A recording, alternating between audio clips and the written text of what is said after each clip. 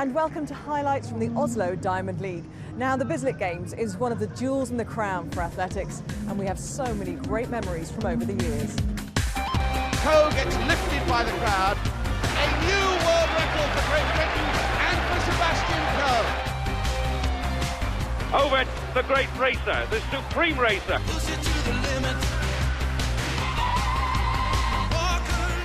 The world record goes to Jarrett.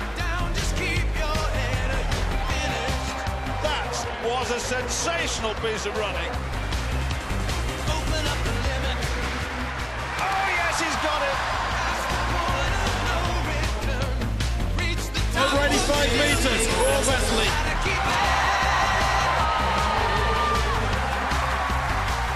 Powell and Bowles, and Bowles coming through, and Bolt gets it. She'll remember that moment, won't she? She has taken the world record to the cleaners. Oslo has been renowned for its world record since the Bislett Games began in 1966. The crowd at the Bislett Stadium is housed tight to the track, creating one of the best atmospheres in world athletics. Your commentators are Stuart Story and Tim Hutchings. They've had a heat wave here over the last 10 days, but the cloud has come overhead, and the temperature, though, at 14, 34% humidity. The conditions pretty good at the moment, but as I say that, there are some dark clouds coming over this stadium, and I hope that we don't get rain. But the first event on the track, the men's 400-metre hurdles. Tim Hutchings. Thank you, Stuart. Yes, there's the lineup. 5 finalists from last year's World Championships go in this race. Michael Tinsley is the diamond race leader at the moment. He goes in lane 5, the American. Olympic silver medalist in London to boot, Tinsley. There in lane 1 is Yasmani Copello of Turkey, former Cuban, 29 years old now. Sixth last year in Beijing at those World Championships. There's Nicholas Bett, the reigning world champion from Kenya. My word, were there some strange results last year in Beijing in this discipline. Many big names failing to make it through to the final. Michael Tinsley of the USA goes in lane 5. He won in Shanghai and Eugene. Silver medalist at the World Championships back in 2013 in Moscow, but only 8th last year. He's rounding into good form, is Tinsley. So the men's 400-metre hurdles then. Nicholas Bett, the reigning world champion, goes in lane 4 for Kenya. The lineup from the inside: Capello in 1, Yerpeset in 2, Dobek in 3. Bett goes in 4 in that blue. Tinsley 5, Clement 6, Warholm 7, Coulson on the outside in lane 8.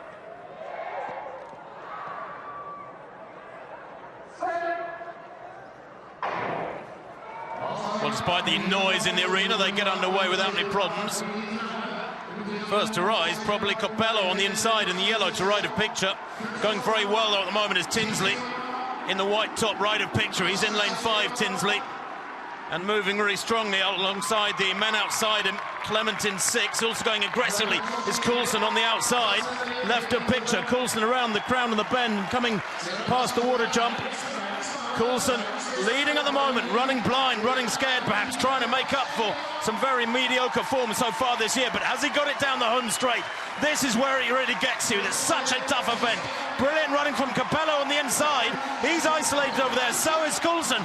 Almost climbs over that final barrier. But here comes Tinsley down the middle. Look at Capello in lane 1. Takes it there, 48.81 from Tinsley. And I think Coulson taking 3rd. 48.81 unofficially. That's a season's best for Capello. Yeah, and I think there's a fair bit of extra aggression packed into that punch of the air, because he will have been disappointed with that lane draw, I'm sure. He's a huge character, making that lane draw all the tougher. He's 1.96 m. That's 6'5" tall. Lane 1 was about the worst lane he could have been given. Well, certainly Tinsley ran a very good race once again, and Coulson did run a very fast 300 and was trying desperately to hang on. And Capello on a very tight inside lane. That's a terrific performance from him to go sub 49 and beat the rest. Tinsley overstriding a little bit, and Coulson just gets him on the line at 48.99 to 49.02. And once again, the world champion absolutely nowhere from last year, Bett. Nicholas Bett has really struggled. Look how far down he is here. How on earth did he run under 48 seconds and win the world title? But nevertheless, right on the inside, Capello of Turkey, superb piece of finishing. There is confirmation from the win for Capello of Turkey, 48.79, a season's best for him, and Coulson in second place, who gets his season on track now, the Puerto Rican. Tinsley and Clement for the USA in third and fourth. Coming up, Daphne Shippers continues her Olympic countdown as she takes on world silver medalist Elaine Thompson over 200 metres. The pole vault world record holder Renaud Lavillenie will be challenged again by reigning world champion Sean Barber. Kenya's Asbel Kiprop goes for a fifth victory in Oslo's Dream Mile as Britain's Charlie Grice tries to maintain his good start to the season. And the women's mile features Britain's Laura Muir back on the track where she won brilliantly 12 months ago. Well, it's a good shot put competition, this. Bukoviaki. He's only a youngster, is this pole. World Junior Champion 2014. He's still 19, just 2 years later. But that's a supreme opener from Konrad Bukoviaki. Set a World Junior record in January this year. And that opener from Bukoviaki, well, he knew it was good. He's up here against world number one, Joe Kovacs, of the USA. Punches the air, really likes that one, does the pole. He is a monstrously scaled man. 20.77. Really, really sound opener. In the pole vault now, second attempt. Pavel Wojciechowski, the world champion back in 2011 in Daegu. Yes, that's nice too.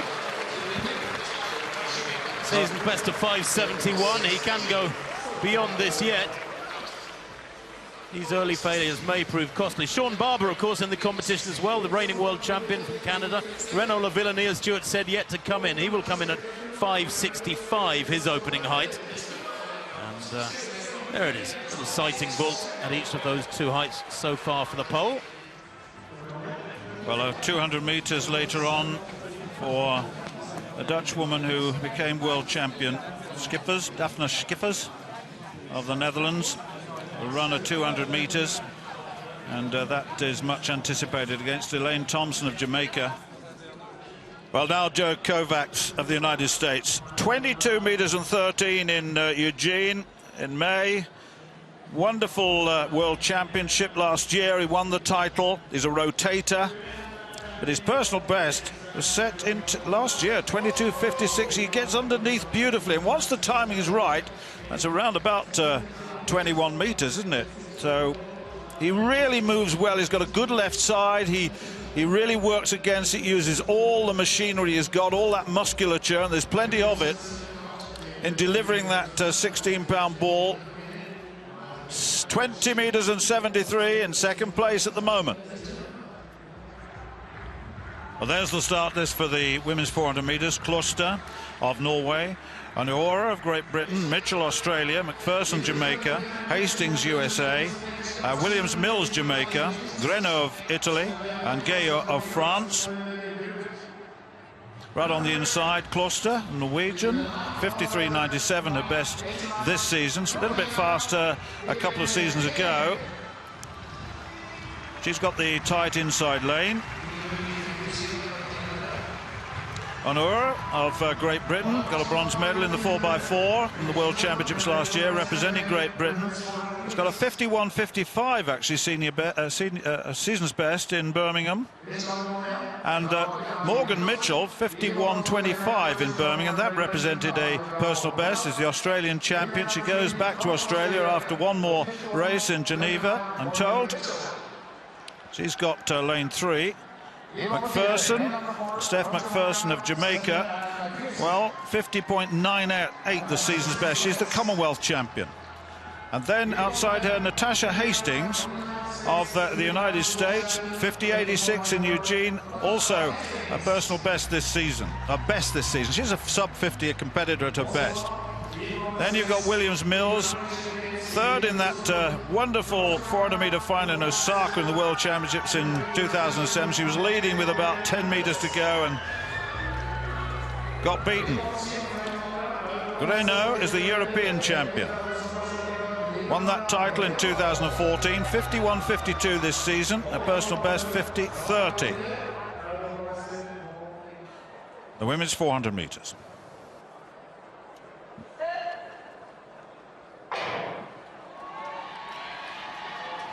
Well, certainly Hastings has gone off very quickly indeed, and right on the outside, Greno of France, the European champion, has really flown round that top bend, already past Gayo.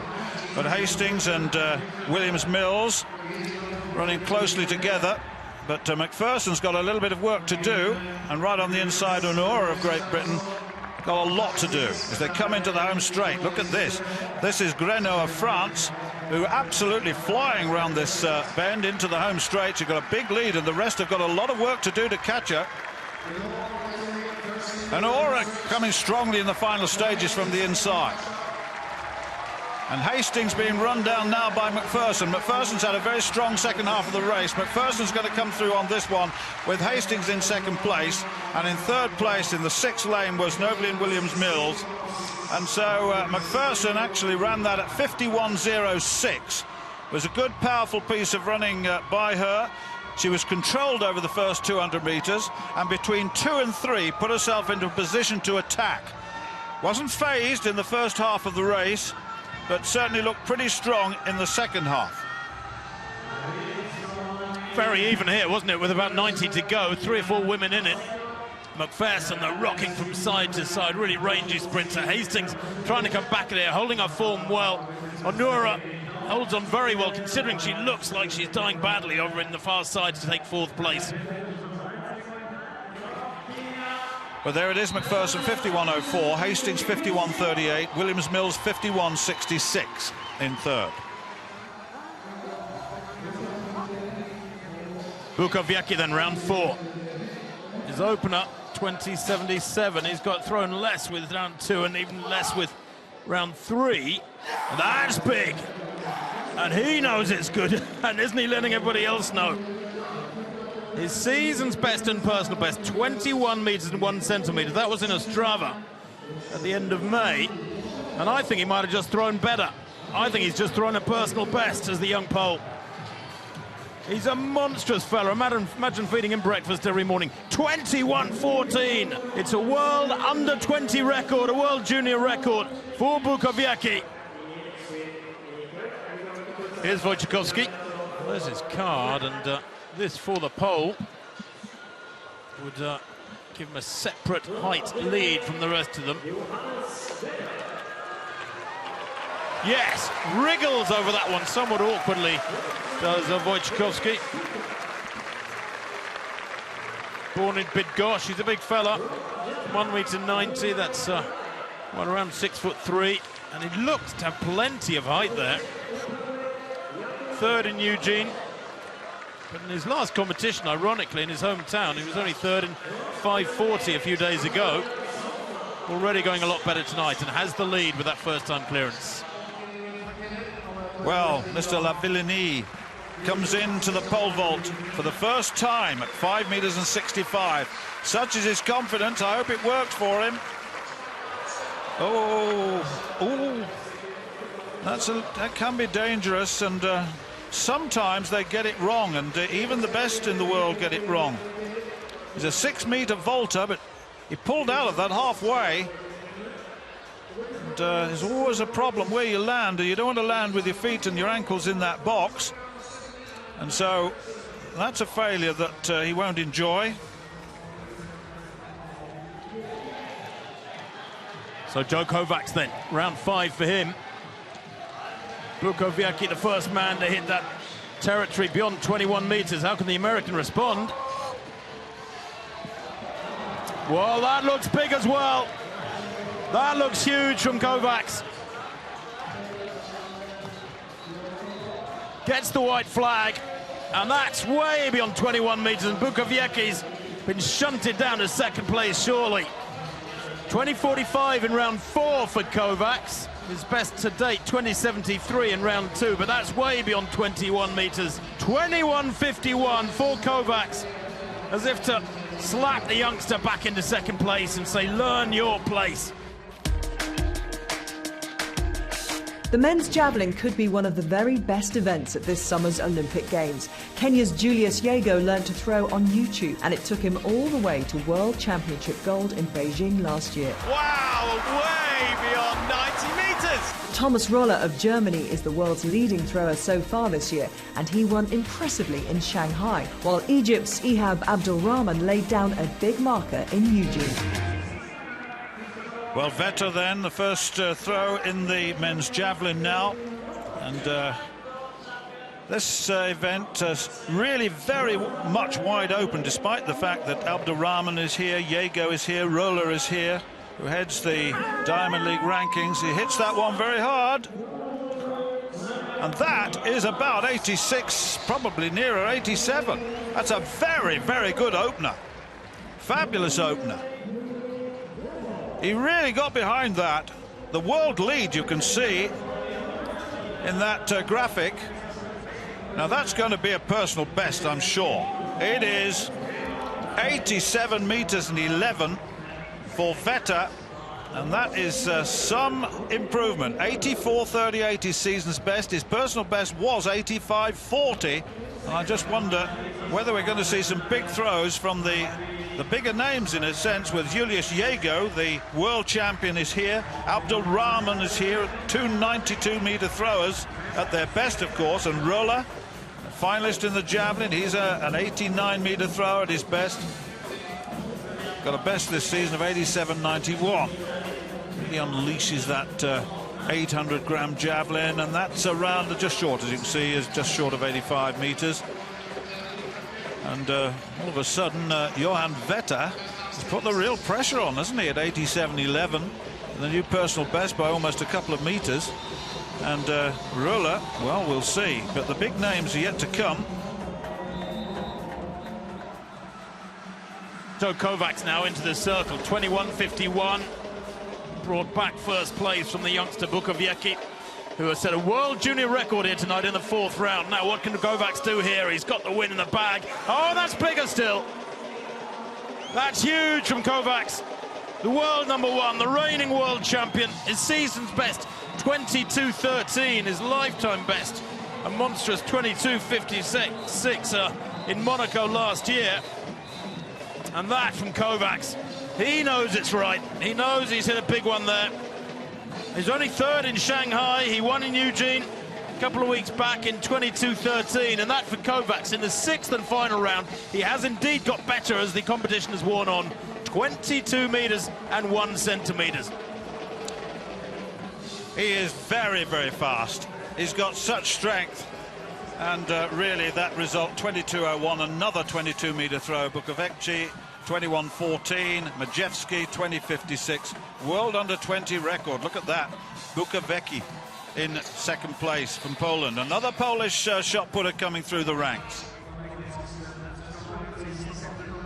Men's 5,000 metres then. The athletes out on the track. They've been patiently limbering up for the last few minutes. What a field this is. 18 starters. The world #1, Edris, goes here. The world indoor 3,000 champion, Kijelcha of Ethiopia. The 5th, 7th and 8th fastest men in history are in this race. No Mo Farah, though. He won the 10,000 at Prefontaine a couple of weeks back and set a British record for 3,000 just on Sunday in Birmingham. He's quite happy with the way his season is unfolding. Well, they come down below us and they'll see 7 laps to go this time. They've gone through 2,000 in 5:20.31. So the second kilometre slower than the first kilometre, can you believe? It's pedestrian stuff for men of this calibre. Koech, the tall figure, in third place, though, or second place. We look at them now. Koech is the 8th fastest man in history, but he was only 9th at Prefontaine recently in 13.08. He was only 8th in the world indoors over 3,000, so his recent races haven't been exactly confidence boosting. It is the 2 pacemakers, Rono and Kangogo, who lead. From Koech, Gebri Wex has moved up, interestingly, into 4th place overall. And behind him, Soy. But as they approach halfway in this race, all the racing yet to come. I mean, frankly, men of this calibre, you could almost call it jogging for them. Sean Barber, second attempt, 5.65. Second place.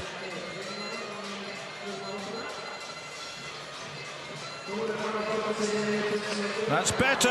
Yes, he had to work hard at the top of the pole, but he got it right that time. Perfect rhythm, perfect timing. His approach was very, very quick. It has to be positive. Any little question mark in the mind as you come into that plant, and it just does not work. So Barber, second place, 5:65.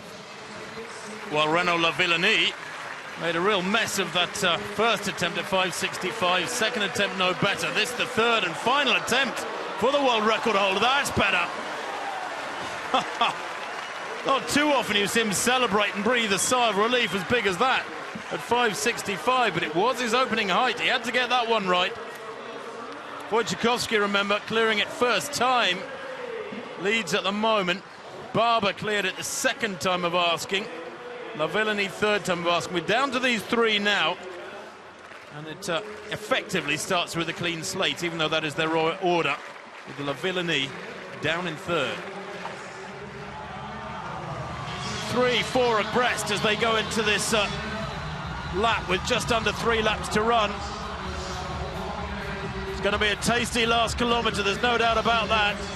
Anybody's race at the moment. Ibrahimov in second place. Kejelcha now has moved up into about 5th.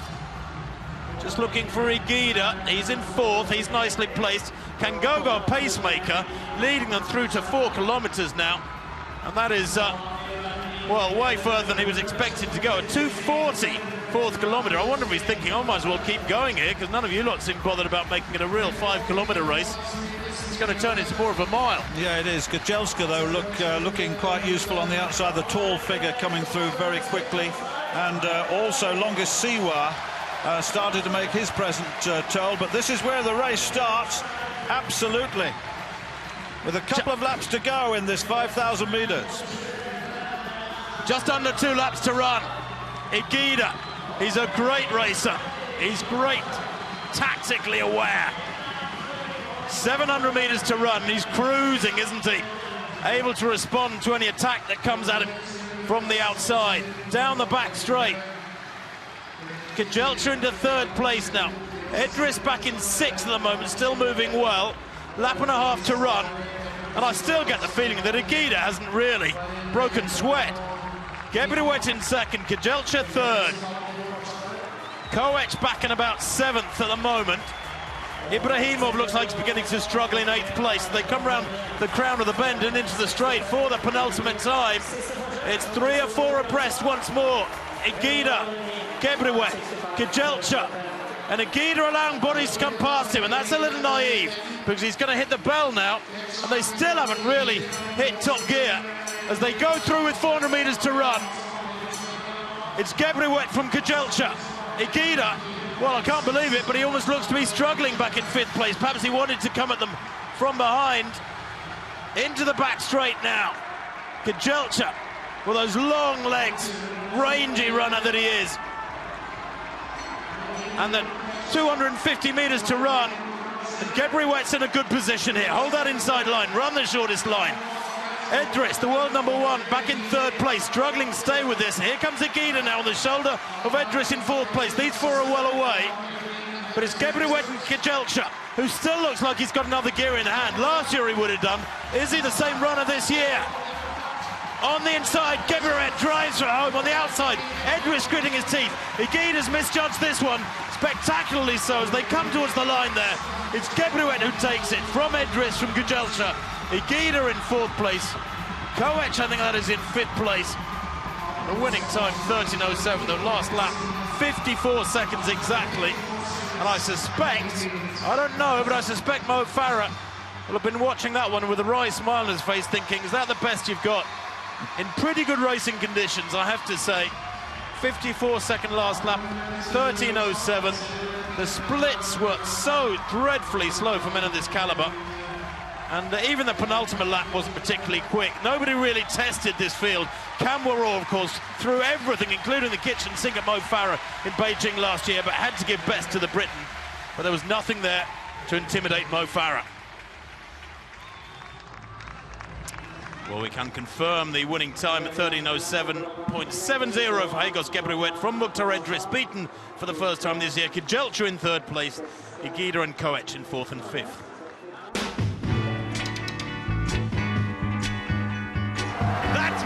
Steve. I've got to tell you, that's good. He's just done what he does best. And what does it have in store for us this year? Oh, that's a huge jump. It's a perfect day. Well, the women's long jump now, and Shara Proctor, the UK record holder, Great Britain, had a disappointing last outing and really needs for her confidence to get back with a decent jump here. And what target can she set? Quick on the runway, good lift, very simple technique, very basic. That's certainly better than last time out. But she's got the white flag, hits the ball pretty well, doesn't she? Very basic and simple technique. 6.66. So that is the target for the rest, into a slight headwind. Well, we can go back to the vault now. La Villani clearing 5.65 at the third attempt, put himself under a lot of pressure. 5.73, first attempt for the Frenchman. That's better. Normal service resumed. And I can tell you that Sean Barber failed his first attempt. Wojciechowski, the Pole, passing at this height, which seems a little brave when his season's best is 5.71. The next height is 5.80. That wasn't the tidiest of vaults from the Olympic champion. Reigning world indoor champion, of course. Now that card's beginning to regain respectability and a smile back on his features. Thomas Roller then, third place, 84.71, second round throw. Leads the diamond race this season, needs a big throw. Always hit that one hard. He's hit that hard, and that's going out there. That's close to 90 meters. Well, that's the lead by a long way. Wow, did he hit that? Roller. Fourth in Beijing last year with 87.41, but I tell you what, a new best for the season, a new personal best, and a world lead. Well, back to Barber in this pole vault. And even if he clears this, having seen La Villani go clear, he can only move into second place. It would enable him to leapfrog Wojciechowski, who somewhat bizarrely, I think, passing at this height. Oh, squeezes over that one. There wasn't a lot of daylight to spare. One of the big upsets last year was his victory in the World Championships in Beijing, of course. Renaud La Villani, I don't suppose he needs reminding, but he has yet to win a world outdoor title, even though he's dominated this discipline for, what, 5 or 6 years now. And, of course, has that out-and-out world record of 6.16 from Donetsk, what, 3 years ago? There's the card for Sean Barber. Here's Christophe Netti, 6.61 in the opening round for the Canadian. That looks pretty good. That looks a little better, perhaps. Shara Proctor, 6.66, was the leader of the first round. And that's a very solid opener for the World Championship silver medalist from Great Britain. But Netti there, very, very close to a similar sort of mark. She opened with 6.61. Pan Am Games champion last year in Toronto as Netti. Has the season's best of 6.75. 6.66 now on count back. Therefore, she's taking the lead from Shara Proctor. On the basis of second best jump being better. Well, the hurdle's out. There's the lineup. Pearson, Australia. Pedersen, Norway. Harper Nelson, USA. Talley, Belarus. Rollins, USA. Stowers, USA. Porter, Great Britain. And Rolander of Germany in the outside lane. Sally Pearson on the inside, the Olympic champion, of course. Fell in Rome last year. 12 broken bones in her wrist and a dislocation. It's a long way back for her, but it's all about confidence at the moment. She was 7th in Birmingham, but she will come back slowly but surely. Well, Dawn Harper-Nelson was the Olympic champion in 2008 in Beijing. She was silver medalist in London in 2012. Not quite on song yet. She was fourth in Birmingham in 12.78. Tale of Belarus, the European champion back in 2012. The personal best this season, 12.63. Watch out for Brianna Rollins, the world champion in Moscow in 2013, in very good form indeed. Second in Birmingham at 12.57. And Stowers, 3 times a Diamond League winner over the hurdles, all last year. A best 12.35 last year, 12.55 this year. Tiffany Porter, the United Kingdom record holder, World Championship bronze medalist in 2013, looking to get back to 12.51 form. 12.72 her best this season. The world lead, of course, by Kendra Harrison at 12.24 in Eugene, just outside the world record. Ooh, Tale. I wonder if Tale it was in the 4th lane in Belarus. It could be in some, unless someone else moved before. Tale, look at, there she is in the 4th lane, and I would think that unless there is a technical problem, she will be red carded on that. Yes, the red card's been raised, so Tale has gone.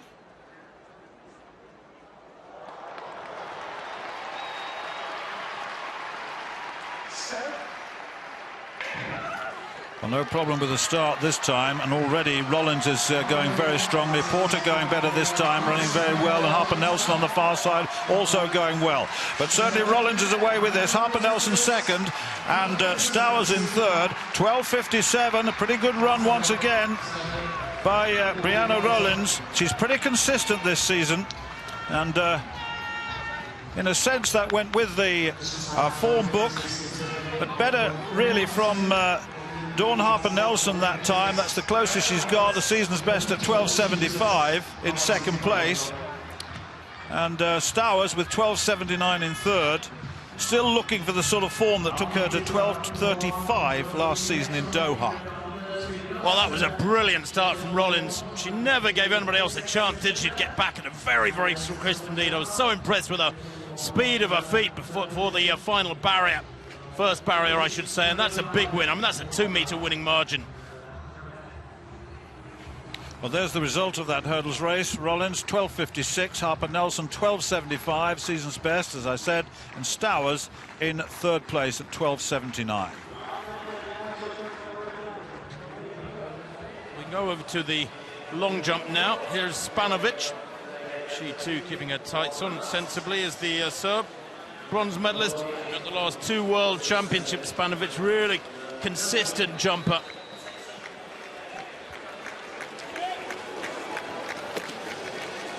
Well, there was a fair bit of stuttering there before the board.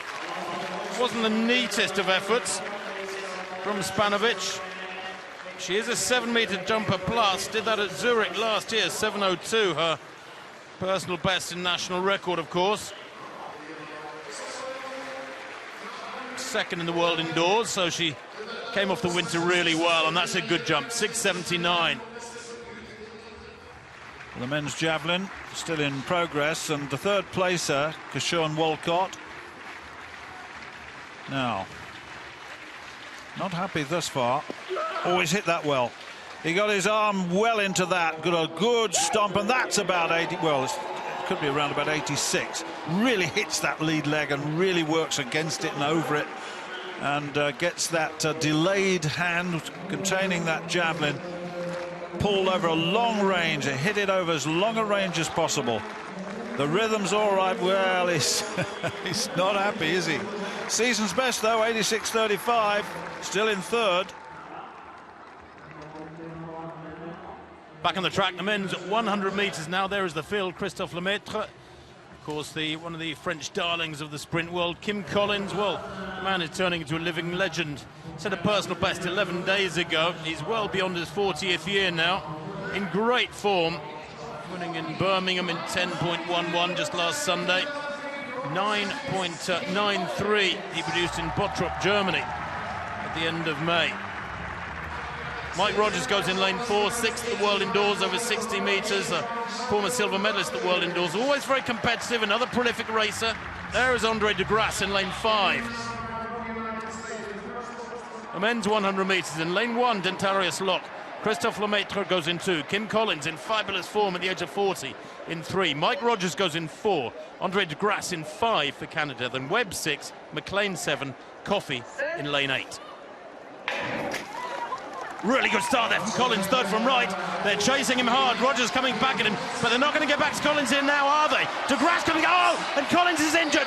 De Grasse takes it, but Collins has gone down injured, and that's a real shame. He hasn't gone down, he's hobbled across the line. And his old father time catching up with Kim Collins at last.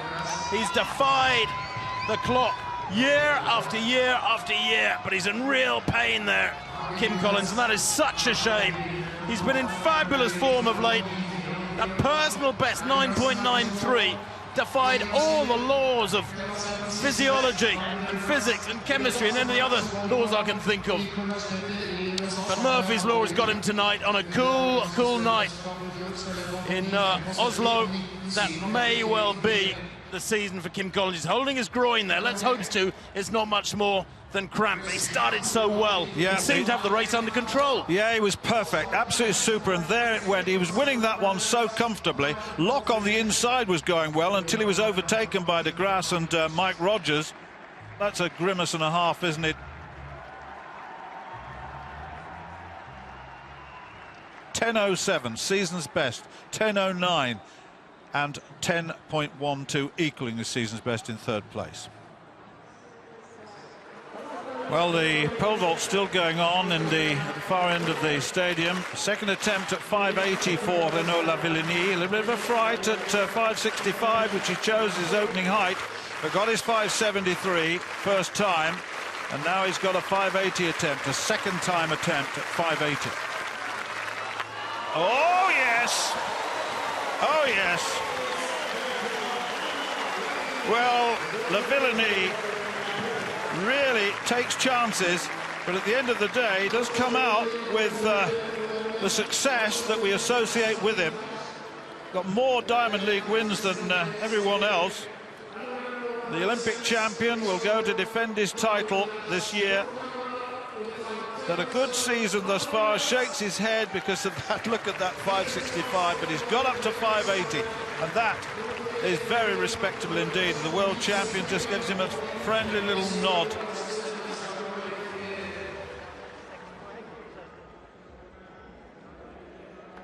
Well, that was the indicator telling you that, of course, Ruller has won the javelin, and what a good performance Ruller performed at 89.30. Look at that, world leading throw, almost made it 90. Vetter led for a long time with a personal best of 87.11, and Walcott, the Olympic champion, season's best 86.35 coming on.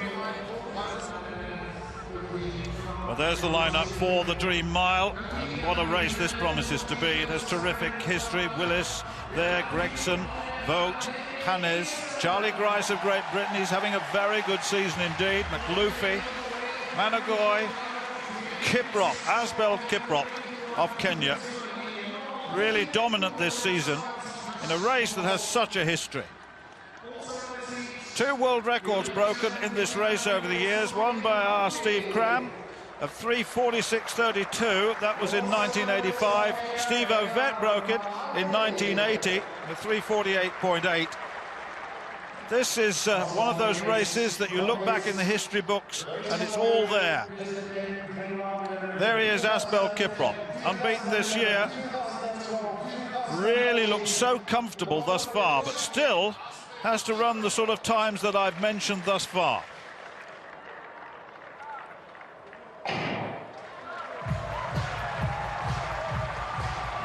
The 2 pacemakers, Magout, the Commonwealth champion at 5,000 metres, is chosen as a pacemaker. And look at this.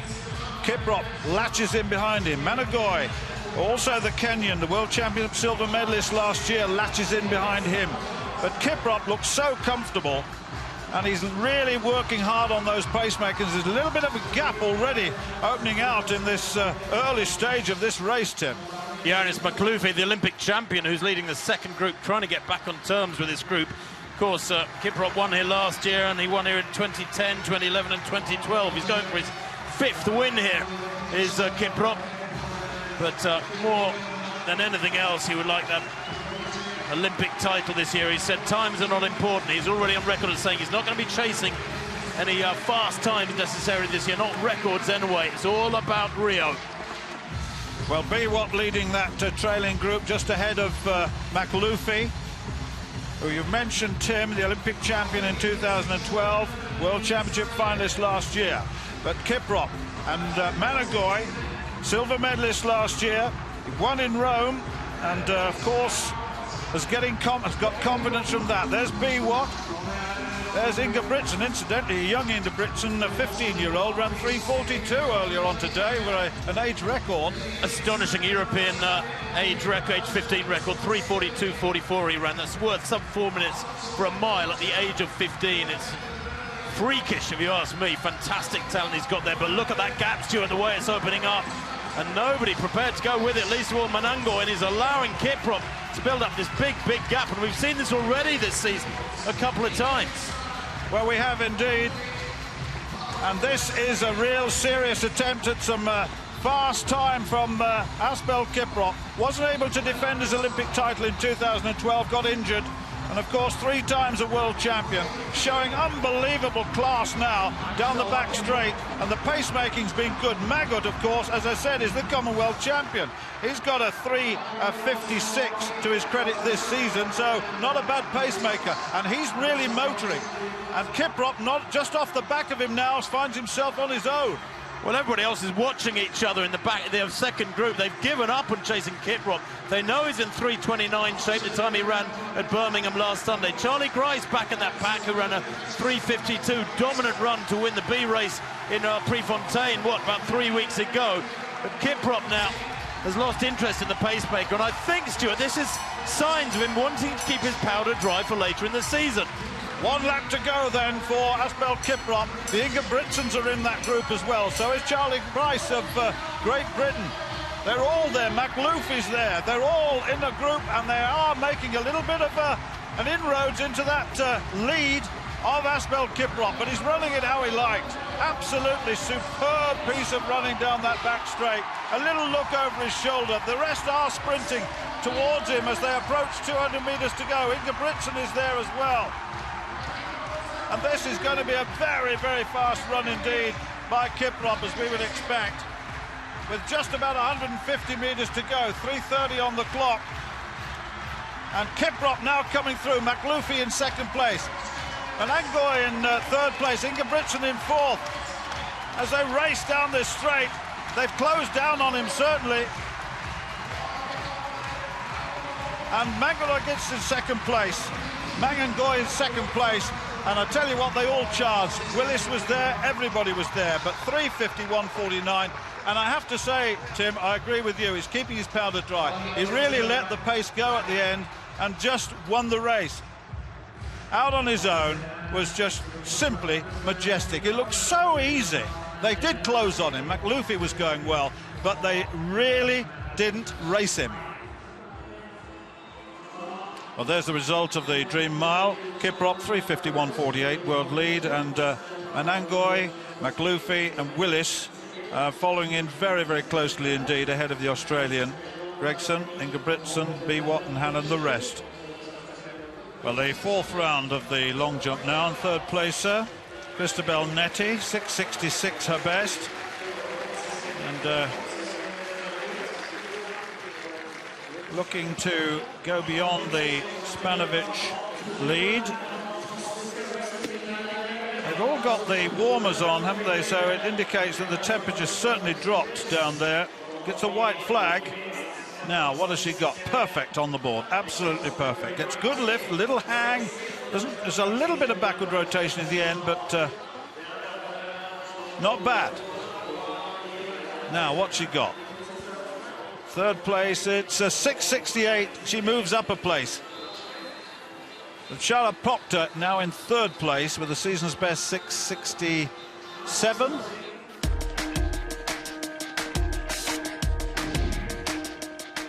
Daphne Schippers finished second over 100 metres in Birmingham last weekend as Holland's star sprinter paid for a poor start. Now Schippers takes on the 200 in Oslo and a rematch against Jamaica's Elaine Thompson. The pair finished first and second in a thrilling race at last year's World Championships. It's going to be Daphne Schippers! Well, the covers are off for the athletes in the 200. There is Schippers in the middle. Silver medalist in the world indoors over 60 metres. This is a better discipline, although not by that much, such as the strength of a 100-metre running. The full field there, with Jodie Williams of Britain going in 2. Lala Vacolio in pretty good form. Facey goes for Jamaica in 4 there. There's Elaine Thompson in really good form, the silver medalist in the World Championships last year. This is some match-up between her and the athletes inside her. The Jamaican goes in 6, Daphne Schippers goes in 5. Thompson, by the way, is faster than Schippers over 100. But Schippers in fabulous form already, we know that. And there was Jodie Williams, Commonwealth silver medalist at this event in 2014. Second in Hengelo a few weeks back when she was well beaten by Schippers.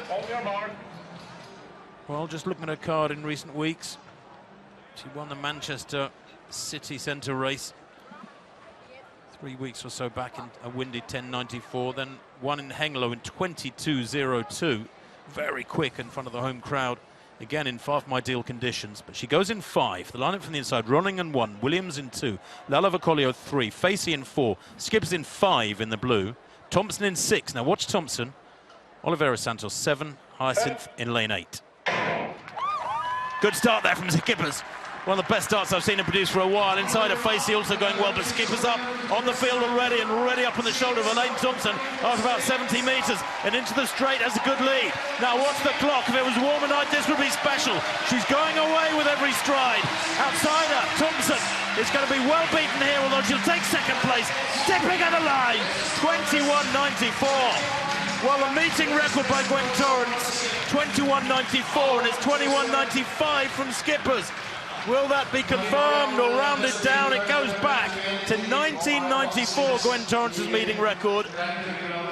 They'll be looking at that photo finish very, very carefully indeed. That was a real exhibition run from Schippers, who had a fabulous start. I said earlier, it's been her Achilles heel from one race to another. Certainly, even when she's won, she's had to work hard to come from behind. 21.93. It is a new Diamond League record, a meeting record, and a world-leading time for Daphne Schippers there. And in these conditions too, the wind plus 0.7 behind her in cold, cold conditions. That is special. Yeah, transition was fabulous. From the bend, she had a great bend, as you said. Transition was superb, and that was a powerful piece of 200-metre running. That is really world-class at its very best. She applauds herself as she goes sub-22. Have a little look at the start. Certainly, she went right up onto Elaine Thompson, and Thompson is good. She's world-class, and she made her look ordinary on this occasion. So powerful on the bend. Look at the relaxed look on that face. Great bend, super transition, powerhouse down the straight, and a lone finish. Look at that, there's no one else in the shot. Well, Schippers wins in 21.93. She was beaten by Tori Bowie in Eugene, who ran 21.99, but now she's top of the heap. Thompson second, Lala Vacolio third with the season's best. Renaud Lavillenie then, 2 failures at 5.87. The third attempt now, and the crowd getting heavily involved with the man who rules supreme in this event. Oh no, no, but he wins it with the second time clearance at 5.80, and applause all round. Bit of a fright at his opening height at 5.65, but the champions come through that sort of thing. There's the result of that pole vault then. Lavillenie 5.80 from Sean Barber, the 5.73 from Wojciechowski, 5.65 in third place. The pole held the lead for a long time until the world champion and the world record holder took over. Well, here's Spanovic in this long jump contest, and couldn't quite get it right third and fourth rounds. The Serb. At 6:79 on a night like this where they're all struggling to hit the big distances. Not bad at all. Shara propped up her best 6:67 coming in the third round so far. Bartoletta 6:65 in the second round. Oh, just sits back on that one a little bit, Spanovic. It is better though. She's having a good long look at it. Really nice on the board. Good height. She generates a lot of speed. Does the Serb. Waiting anxiously. 6:94. That is big. With tights on a cool night. Minus 0.5 to into a slight headwind. Well, the final event on the track is the ExxonMobil Dream Mile for women. Originally, they were expecting Genzebe Dibaba to appear in this and attack the world record, but Dibaba, the world record over 1,500, remember, from last year, out with a slight toe injury, we understand. Laura Muir in very good form for Great Britain, 5th at the World Championships last year. The lass from Dundee, still only 23, making a mile debut here. And the pacemaker, by the way, is Britain's Jenny Meadows, 1:57 800-metre runner, due to go out in 63s. There she is to left of picture. Tasked with reaching 800 in 2:06.5 and going to 1,000 if she can in 2:38. Faith Kipyegon, though, starts as favourite, the silver medalist at the World Championships last year. She's only 22, Kipyegon, but she's been in fabulous form. She's strong too, twice World Junior Cross-Country Champion.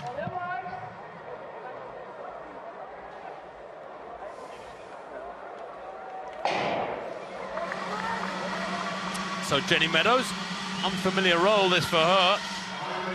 She is 35 years old now, is Meadows, and an athlete who has graced championship tracks in British colours year after year, although she's had her fair share of injuries. But I wonder how good she will be here as a pacemaker. Kipyegon latches right into her wake, so does Laura Muir there.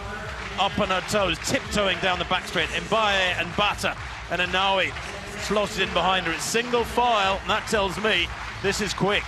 Yeah, indeed, and just looking at Laura Muir of Great Britain, so very impressed with the way she's now competing. She goes out, she doesn't sit back in the pack, she's in third place, well, second place in the race proper, as the rest strung out behind. She's not going to give anything away, and just sits there in front of Mbaye, in behind her, third in the race proper, and then Bata of Sweden, the European champion of 5,000 metres, in fourth place, and there's a gap. 62.28 there at 4:40. Jenny Meadows doing a very good job. Kipyegon probably gone through in about 62.7, something like that. Maybe a little bit on the quick side, but Laura Muir is up to the challenge. Muir, remember, they're in third place, left of picture. Ran a brilliant 3,000 last year. She's got extraordinary strength too. 8:38 she produced at Hengelo just over a year ago. She's been working on 800s. This is her first race beyond 800 metres this year. She's had 3 or 4 indoors and out. She was only 11th in the Commonwealth Games back in 2014, but boy oh boy was she a transformed character last year when she came out and hit world-class performances again and again. And Bata, back in fourth place, has had enough of this. It's Kipyegon with Laura Muir really being stretched to hang on to this, but you've got to admire the guts of the Scot.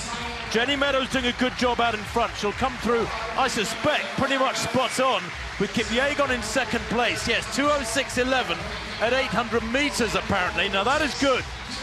That is pretty much perfect. Yeah, that's what they were asked for, and she's done an absolutely brilliant job here. And Muir just latching on. How long can she stay on the back of Faith Kipyegon, the World Championship silver medalist last year? But my goodness me, is she running well this year. A couple of performances under 3:57 for 1,500 metres. But Muir looks comfortable, doesn't she, at the moment?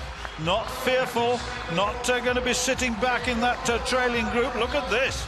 Brilliant already from Laura Muir. Can she keep this going? Well, Asbel Kiprop has taken the men's mile here in 3:51.48 tonight at a canter, frankly, but this is more like chasing quick times. This is flat out. Great pacemaking from Jenny Meadows. I suspect her pacemaking debut. Plenty of this field making their mile debut, but it's become 2 races This pair, 30, 40 metres ahead of the rest of them. And Kipyegon comes towards the bell with Laura Muir dogging her heels, stride for stride. The Scot stays with her. They hit the bell there in 3:11.39. Well, the world record is 4:12.58 by Mastakova back in 1996. I don't think that'll be under threat, but this is going to be mighty fast. Kipyegon hasn't had a glance round that I've seen to see who's dogging her. Muir under pressure now with 2:50 to go, grimacing, and the stride length is going a little bit as Kipyegon drives on harder, working hard with the arms. 200 metres to run for Kipyegon, and she has a little bit of daylight, but not a lot. 2 or 3 metres back to Laura Muir, who's got to keep focusing here through this final 150. She's visibly wilting as Laura Muir here. It's been such a brave run from her to try and hang on to the young Kenyan. She is only 23, remember, 22 rather, is Kipyegon, the World Championship silver medalist. Into the straight now, and the crowd around us above the finish line rise to their feet for this young lady. She has the 2 fastest 1500s in the world this year. She's going to have one of the fastest miles ever as she crosses the line here in 4:18.63. And Laura Muir, who might have been chasing Zola Budd's British record, well, I don't think she's taken it. Budd had run 4:17. Muir was some way outside that. But 4:18.63 for Faith Kipyegon. Very, very brave running indeed. And Laura Muir literally out on her feet, spread eagled across the track with the other athletes standing around trying to recover, as you can see. It was quick, Stuart, maybe a little too quick through halfway. That's just my initial reading. Well, you have to say that for me, the feature of that race was Laura Muir. Fabulous, fabulous piece of running. I said at the very beginning, she's not afraid to compete. She's come to this race. She's not fazed by Faith Kipyegon, who's run so far under 3:56, 3:57 this season for 1,500 metres. That's quick, but this young woman is going places. But Kipyegon, it went with the script in the end, but you have to admire Laura Muir of Great Britain. That was terrific. A lot of credit to her for that. She went with the pace, she went with the #1 and got a just reward. Faith Kipyegon then a world lead in the women's mile, 4:18.60, half a second ahead of Laura Muir. Kipyegon the winner though, Bata in 3rd place. But there's the result of the long jump. Ivana Spanovic 6:94 from Christabel Netti at 6:68. Shara Proctor 6:67, getting better with the season's best. Our next Diamond League highlights comes from Stockholm. They're on next Saturday lunchtime on BBC One. Before then, there's live coverage of the Triathlon World Series from Leeds tomorrow afternoon on BBC Two. And Queen's Club Tennis begins on Monday. Full coverage on BBC Two as the build-up to Wimbledon starts in earnest. That's it from Oslo. Join us in a week's time for more top-class track and field action. See you then. Bye-bye.